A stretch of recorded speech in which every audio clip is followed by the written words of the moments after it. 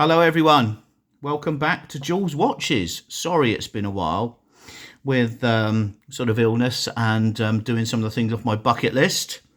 If you're interested, at Coffin Ball Run 2025, and you'll get to see my ugly face and some of the stuff I got up to a couple of weeks ago with very good friends of mine around the roads of the United Kingdom. There we go. Anyway, so we're back with a bang. I'm going to do two videos back to back. The first one is this little beauty. Well, I say beauty, it does look nice, but let's go through some of the things I like and don't like about this Pagani design PD1662 version 3 of their Pepsi coloured GMT automatic watch. Now on the surface, everything looks nice and shiny. And to be honest, for £46, I think it cost me on AliExpress.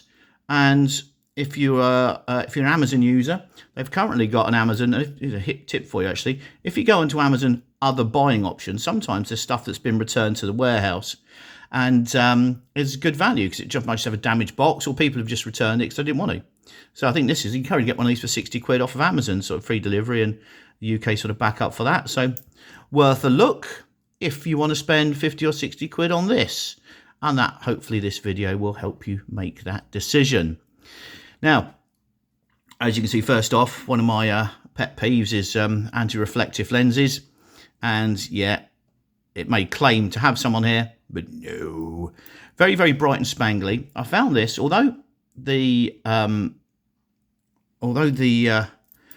little dots, its little markers there are quite sort of well pronounced. I found because they're so blingy, because they're so highly polished, almost sort of plasticky looking, the same as the hands.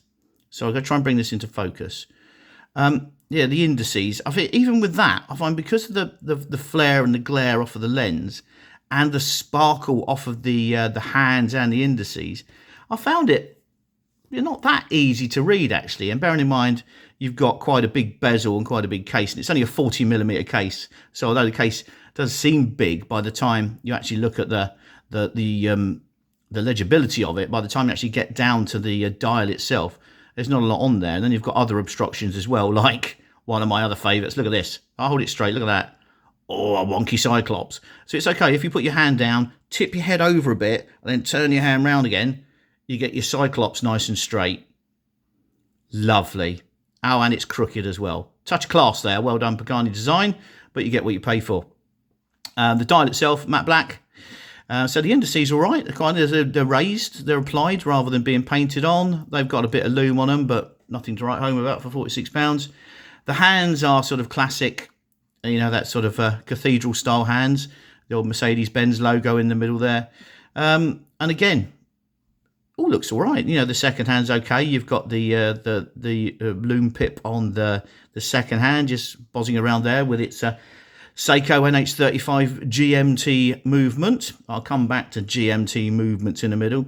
So the dial itself, well, you know, it's average really. It's nothing special, nothing to make it stand out. I think the standout part of this watch, of course, is the fantastic Pepsi bezel. Now you've got to be careful with your when you're looking at the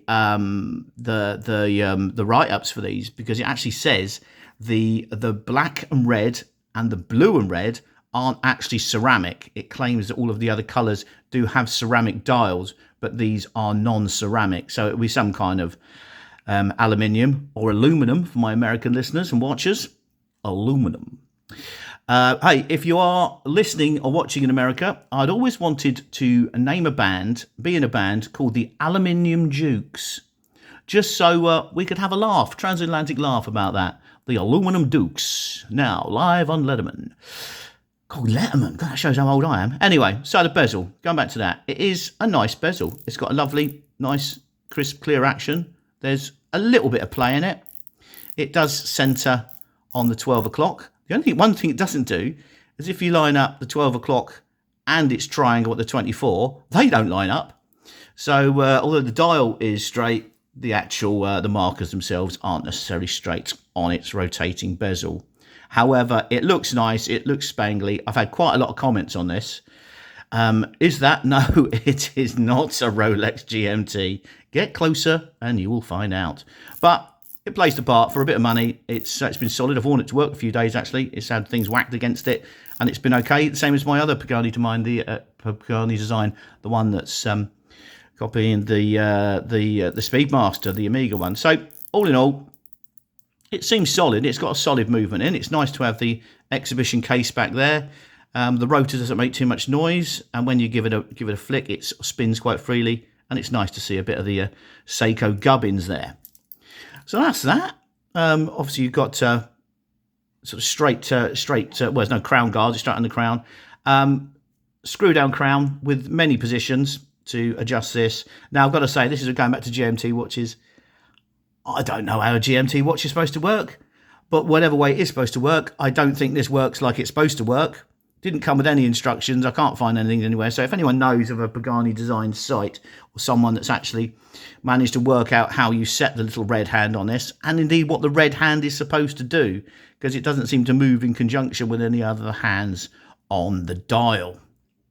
But I'm not planning on flying to Hong Kong or Australia anytime soon, or anywhere that isn't a dual time zone. I think travelling between Devon and Hampshire doesn't qualify, because as far as I'm aware, there's no time zones there. So there you go. That's it. The outside, the case, it's okay. Nice polished side to the case. We got sort of little chamfered edges there. The transition between the sides and the top of the lugs. And the top of the lugs are okay. The only thing I would say with the whole watch, and that is on the bottom side, the underside transition of the case side itself, and the same with the bracelet. Oh my days, you could have a shave with this. It is sharp. And that goes to show sometimes when you hold it up against a nice watch or something that's cost a bit more and had a bit higher level of detailing, you get to see the difference and get to feel the difference. And it's how much those transitions are polished and how they're finished, and how well the polishing is on the side, and how sharp the edges are, and how well they're finished off, that don't leave you thinking that one false move or fall over, I could end up lacerating myself with my own watch, which isn't the plan, is it? There we go. So that's the main body of the watch itself. As I said, you've got your NH35 in the back, which fairly good workhorse. So anything I've got with that in has been fairly sturdy, to be honest. The strap itself is 20mm lug to lug. Sorry, lug width. Sorry, that's lug to lug. And it tapers down to about 16. It is a 5-link, quite well articulated. Not too jingly-jangly, to be honest. It's got a decent clasp. Now, here's one good thing. The clasp itself, so nice sort of, it's trying to sort of copy the older Rolex style sort of safety clasps. That pings over. Then you've got to dig your fingernail in that, dig your fingernail in that, so if you lose your fingernails, and you've got a nice clasp there. And it's even got, obviously it's not like new slidey things that the Tudors and that got, but it has got just a little extension there. So if you get hot and sweaty during the day, you've got another sort of, probably 4 or 5mm of extension to pull out. So, and that's on the fly adjustment. You haven't got micro adjustment on there because you've got that on the fly adjustment. You've actually got it's quite a nice looking clasp itself. I say it's one of the highlights of this. And again, with the Pepsi dial with that classic colouring. Oh, classic colouring, by the way. The Pepsi... Did you see that? Did I manage to do that without it looking too obvious that I just literally belted my camera across the room? You still there? Whew, that was close, wasn't it? Anyway, back to the Pepsi dial. The Pepsi dial actually comes from the original colouring of the Pan Am logo. So Pan Am being the airline, the American airline, and Pan Am in conjunction with Rolex did a project, and this project was the GMT watch, so the dual time, or in some cases triple time function, so you could work out what the time was wherever you were in the world. And at the time, the Pan Am logo was a circle that had red and blue around it, and they had at the time red at the top and blue at the bottom, but Rolex took it the other way. Oh, actually no, Pan Am had it the other way. Oh, I don't know, one of them. Anyway, whichever way Rolex did it was different to the original logo. Very informative, very precise, very accurate. I like to make sure all my videos are on point like that. Again, as always, anything I've done wrong, in the comments, please. Anything you like, in the comments. Just general comments would be good. If you can hit subscribe and you can hit like, that'd be lovely. And I'll put a link to it as well. If you want to look at my my joyride. It wasn't a joyride, that sounds illegal, but as part of my bucket list, my trip around the country, I've done a sort of a vlog of that. Anyway, so here we are. Here it is. The Pagani design PD1662. And as you see, I've got 7.5-inch wrist. I took a few links out. That's a 40mm case. And I think that sits quite well on there. It does wear nice. And with the tapered bracelet and with that fancy clasp, as I said, it looks the part. It's just when you get closer to it, you get to see its flaws and why it only costs £46 or £50. But I still think if you're looking for a watch that's better than something you can pick up in your local supermarket, I'd still go any day, 50 quid, 60 quid for one of these, because at least you're wearing an automatic watch.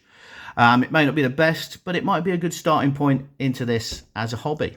Anyway, thank you much for tuning in, and I'll be back very shortly with another video.